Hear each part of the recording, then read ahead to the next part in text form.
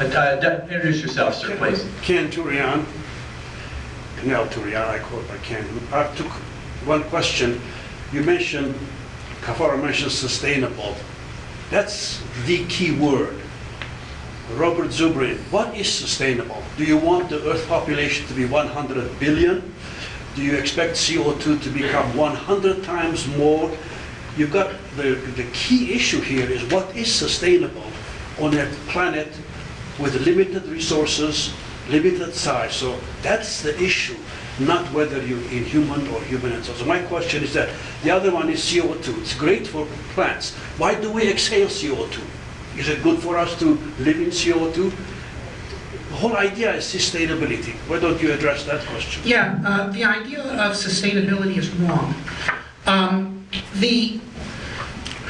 No fixed set of resources will ever last.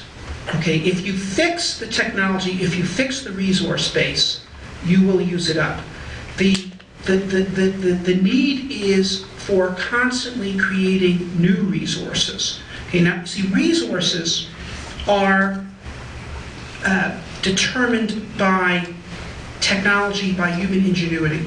If you take, for example, the resources that our society uses, okay, aluminum, stainless steel, gasoline, plastics, fiberglass, okay, these things were all uranium, silicon, okay, these things were all essentially unknown 200 years ago. Many of them were unknown 100 years ago. Okay, that is the very material base of our society. Aluminum is the second most common element in the Earth's crust, and yet it was unknown until the early 1800s and didn't figure as a material that we could use until the 20th century. The societies, this idea that you want to pull in your horns and see if you can live within the constraints of a given set of resources that you know about today is a road to disaster. What has worked, okay, static societies have always failed. The society that has succeeded the most in human history is the society that is based not on stasis, but on progress. And But how would you answer the question that I heard him pose? Is an infinite increase in the human population of the Earth desirable, and is an indefinite increase in the CO2 composition of the atmosphere desirable? How do you answer those questions? Okay, the answer is as follows. Number one, human beings will very shortly in the future have a domain to them available that is much larger in size than the Earth. Okay, okay, that is, you know, you look at movement into space, whether we accomplish it in 20 years or 50 years or 80 years or 100 years, we're on the cusp of the technology that will give us access to a vastly larger domain than we currently have. You know, humans are not really native to the Earth, we're native to Kenya.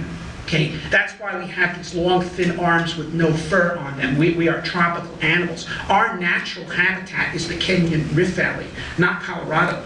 No natural human that is a human bereft of technology. Well, if we can get Colorado warm enough, it'll be okay, though. Yeah. But no human without technology could survive a single winter night in Colorado without fire, clothing, houses, and so forth.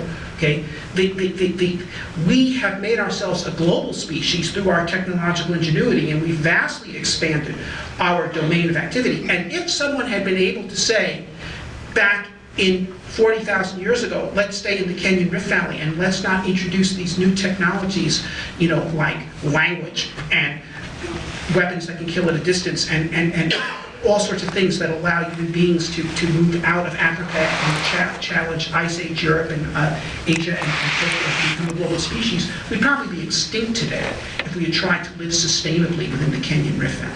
You want to comment on that, please?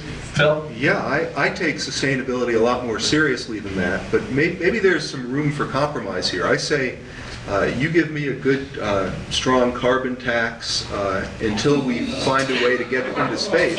And once we get to space, once we're in Saturn and the moons of Jupiter, then we can revisit it.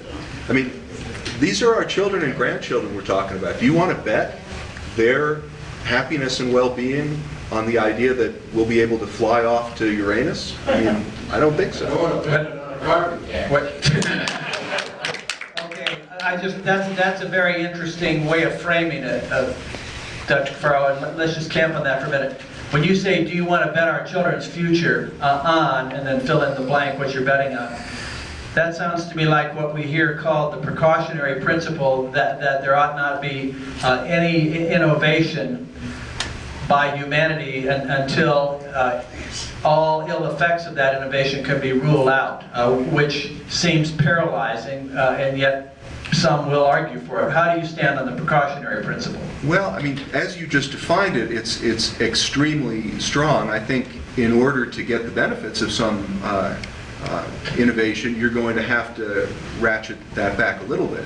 But look, I mean, I would just remind people in this room, we've had an awful lot of innovation over the past 100 years. We've got 4 times as many people.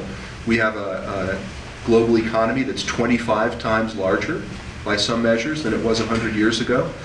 We're moving awfully fast in a certain direction, and a certain amount of precaution makes sense to me. So he wants to ride the escalator up indefinitely, and you say, we've had a good ride, maybe we should get off the escalator on this floor. Is that a fair analogy? I would say let's slow the escalator down a lot. You know? Okay, Okay, so Professor Watson. Now, I'd just like to point out one thing. The average global GDP per capita today is $9,000 per year. That's equivalent to a wage of $4.50 an hour. And that's the average. Half the world is below average. Okay? The chief problem in the world today is poverty.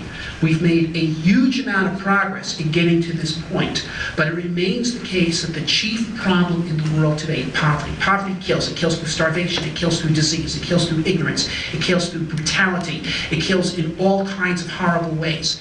And we've got a long way to go. We've got a long way to go. If the average of the world was to reach the American minimum wage, it would be $14,000 a year. If the average was to reach the minimum wage that President Obama is proposing, it'd be $18,000 a year. Okay, but really, if the minimum is to reach that level, the average is going to have to reach $50,000 a year. Okay, we've got a long way to go, and to say we can call a halt to the train here because we, the people in this, hey, here we are, we're in America, the average here is $45,000 a year. Okay, that's fine. We've made it. The rest can continue to live in poverty. That's not acceptable. That's not a moral position. Professor Watson. Bill Watson, writing up. I've been